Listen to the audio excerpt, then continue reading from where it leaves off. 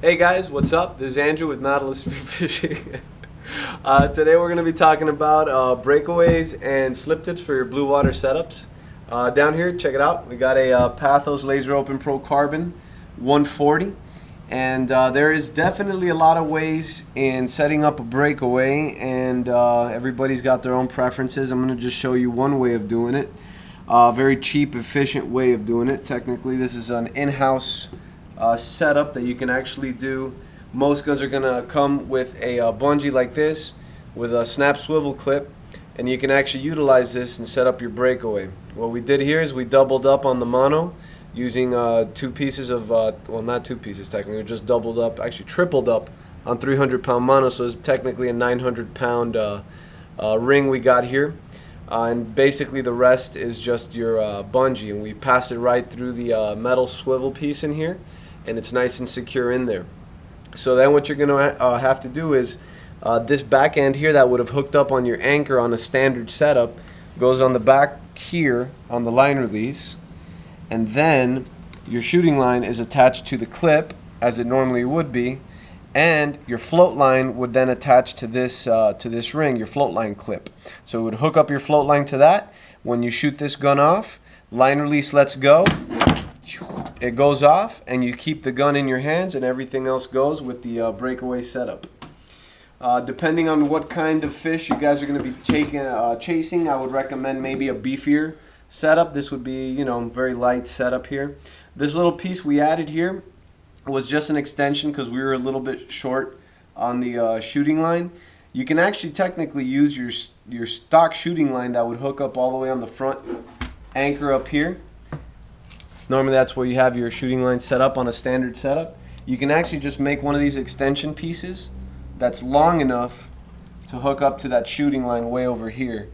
So just a little bit of thinking on the fly there. And then we got our slip tip shaft here as well. We got about an 8mm shaft. You got to make sure you match the threads on the slip tip. So most of them can be anywhere from 6mm threads to maybe 8mm. You know, depends on which slip tip setup you're gonna go with. This is the Solvimar slip tip right here on a Solvimar shaft. And essentially what'll happen is you got this little O-ring here keeping the cable in place so the tip doesn't like fly off, and it stays more secure. Once it passes through the fish, it toggles and gauges, and this is basically on one side of the fish, and it's, you know, fighting and taking off. And the cool thing about it is that your shaft usually won't get bent if it's in a rock or a hole. If you shoot a fast moving pelagic fish, a lot of times what will happen is, you know, if you shoot them with a flopper shaft, it'll go through.